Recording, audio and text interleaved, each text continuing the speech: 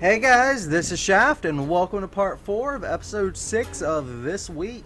And with me tonight, wrapping it up, is Serenity. Wow, where the fuck did that come from? Sensory Gaming's Matt C, as well as StarCraft2Strategy.com's very own.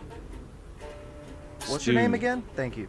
Thank you. Forgot that from... No, I'm just kidding. Anyways, let's go ahead and hop right on into this game. We started off with a game from the one, the only Red Terran, because no one else is allowed to play that color. It's BeaSt! And here in the top right-hand corner, we have playing for Root. It's the guy with the miniature gun. It's Minigun.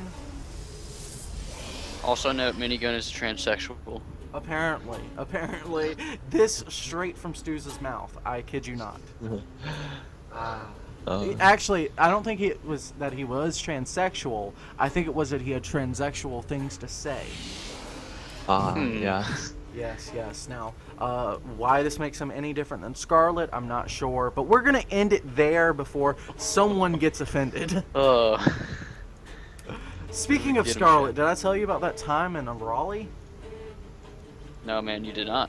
Well, we're going to save that for after the cast. Anyway, we've got a gateway coming out for Minigun, which, you know, gateway first, no problem. Do you ever see Forge first against Terran? And I'll never see Forge first. Sometimes I see Nexus first into, like, Forge Expand, but that's rare. I saw it for, like, a 1 month period in Wings, but I've never seen it in Harvest Form yet. Alright, gotcha. And BeaSt, of course. Actually, he's not going for that gas. I believe in the... Did we see a TVP from him earlier? No, it was a TVZ. No, TVZ. Yeah, alright. So, I actually don't know how he usually plays his TVP. It's the one matchup I've never casted from him. What are your thoughts on TV? Well, we covered that in part 2. What would someone who's really good at splitting and their bio play do in TVP now? Probably just play standard, to be honest, because like he is opening one barracks expand, because as we saw in his game against Destiny, he's very good with drops. And right now, if you drop very well, you can outmaneuver the mothership core and like the defense that Protoss has, especially with the afterburners. Oh on my the god, medevac. I'm sorry, I hate to interrupt you. He's got an SCV hidden in this base. What's going on? This is probably just for later scouting. Oh, okay. I don't think he's gonna drop a proxy or anything since he's expanding. Okay, actually, Mothership Core scouting it now. We'll see it. Doesn't notice it yet. Will he not notice? I don't know. It's Minigun. Apparently, never mind. We're not Just gonna enough do to this. scare it. Yeah, SCV takes a cigarette out of his mouth, goes, yeah, you know, this might give me cancer. Speaking of which, does anyone have a cigarette? Damn. Okay, I'm back. Oh, man. It's also Welcome interesting that BeaSt took double gas before adding any more barracks to his production, so he's still on one barracks. It seems like he might add a factory right now with this SUV. I'm actually impressed by BeaSt's dedication to scouting. Now, did he see that second gas? No, even with him constantly scouting that SCV, he actually only sees one gas. So is he going to be able to assume that the second gas is there, or is this going to throw off his read a little bit? At this point, I think he might assume it's there, because really the only thing with one gas that people do off an expansion is maybe like a 2-base 4-gate. Okay. But I think the chrono energy that he saw in the Nexus didn't really match up with that. Fair enough. I don't think you can get too much into it. Yeah. Fair. And here we have the mothership core might come in here for some scouting. Absolutely. Now, what is this mothership core gonna see? Actually, it's not even worried about scouting, apparently. It just wants to kill some shit. Fists of Fury. This is his first time for expansion and confirming that it's there. Yeah, that's true. Now, he also saw that starport. I'm curious if he actually clicked on that. And keep in mind, the mothership core can recall itself to a Nexus, so Indeed. even... Whoa! I'm slow sorry. down. Yeah, He's slowing down the economy, even if he doesn't kill a single thing. Actually, did he kill anything? That becomes He has 2 kills on the mothership core. yeah, and it actually has killed another worker somewhere as well. But yeah, even with the kills that he got there, he also just affected the income. I mean, for 30 seconds there, those those things were mining at half speed. So whatever was in that radius, it was only half the SCVs. And behind this, Minigun went double forge before adding any additional gates, so he's powering upgrades really fast. Oh wow, I think I did something bad. I'm not sure what it Did is. something bad? Yeah, I said take command a game. Okay, here we go. Better. Okay, sorry about that.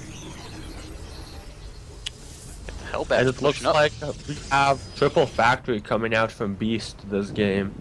Right, so he's actually committing to Hellbats pretty heavily here then. Did he get the upgrade? No, not yet. Not yet. So actually these Hellions are just going to be Hellions. You can get Hellbats or Hellions at this point, but you can't actually switch between the two. He can't get Hellbats yet because he has no armory. There's the Nexus overcharge. Wow.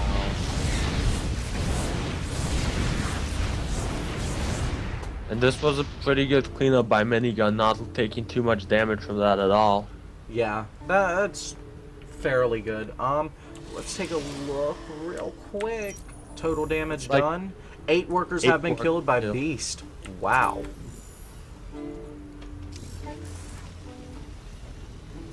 So these Widow Mines going ahead burrowing into some pretty good locations. From what you can tell, like, how are Terrans really using these Widow Mines? What are the places they're choosing to mine? Well, I've seen early game instead of Hellion drops, I've seen some Widow Mine drops where they just put it behind the Protoss expansion and then kill probes. Late game, or just like mid game, they put it in front of their army. It seems like in front of the bunker is a good place, because if say Minigun were to attack, his zealots would run into the bunker. Okay. And Widow Mine could detonate.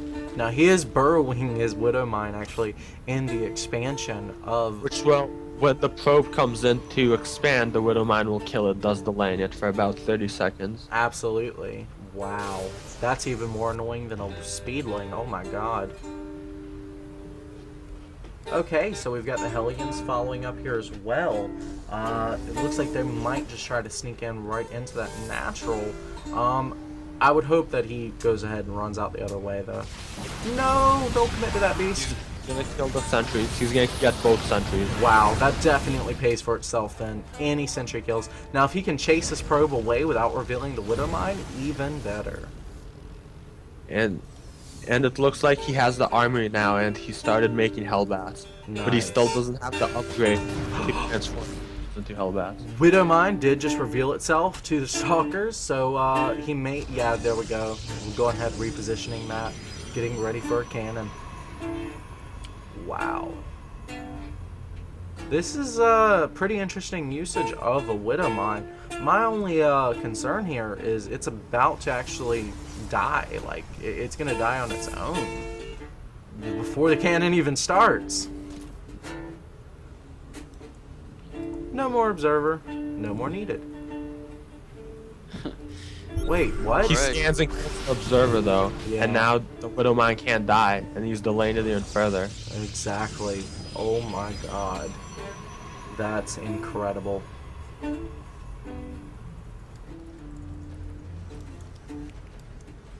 Have the Colossus out on the field. Yeah. Dude. And it looks like he had in gates at this point, since he is taking, he's going to take that third point. And this Widow Mine is still alive, rebroken from the cannon. Widow Mine OP. Looks like we're gonna have that Terran army moving out towards the Zelnaga. This is wonderful. Like, if Minigun isn't careful, he's gonna send probes over here. And hopefully they're gonna all be bunched up on, like, one little mineral field. And looks like BeaSt is doing an all-in. He's pulling all of, like, a lot of his SCVs with this attack. it seems. It's a weird decision to do an all-in right here. He is delaying this third for so long. He might not even take the third, because BeaSt himself doesn't have a third either. But if you look at the supplies, it might be just enough to kill Minigun outright with a 50 supply lead and so many SCVs pulled. Yeah, he's also got 18 Hellbats, guys. 18 of these motherfuckers. They like spray fire out their hands, man. That's a lot of AoE. Dragon. Dragons don't spit fire out their hands. What are you talking about? They could. Have And you seen wizard dragons? He even has some Vikings against these Colossus. Alright, so he is going to get caught in the choke point. Now, I'm taking the SCVs are mostly here for repair. Actually, Tank's going ahead getting targeted down. He's got to be careful not to kill his own SCVs with the tanks. Oh my god. And the Mothership Core gets taken down before it can use Time Warp or Photon Overcharge. And now the Colossi is dead. What the hell just happened here? Ruffle Stomp! It would be the help bats, my friend. Indeed. BeaSt showing how it's done. Thus, with advent of Heart of the Swarm, we have the advent of Terran. Indeed. Terran. And those folks just getting roasted by those Hellbats. Indeed, sir. Indeed. Wow. Dude, it's been one hell of a night. We've watched BeaSt, Minigun, Destiny, Cheeto, Eric the Red, some faggot named Stews. Shit. This has been a hell of a night. Now, Shaft, you have a story for us about Scarlet? Oh no, that's gonna be when we're off air. Okay. Now, before we do head out, guys, did you have anything you wanted to plug? Any shout outs, anything like that? I want to shout out to Malcolm Shaft. Oh wait, he's right here. Never mind. Nice.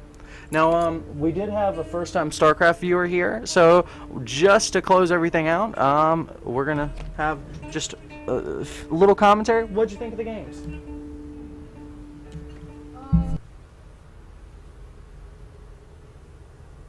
She says she was drawing the whole time, but it's okay.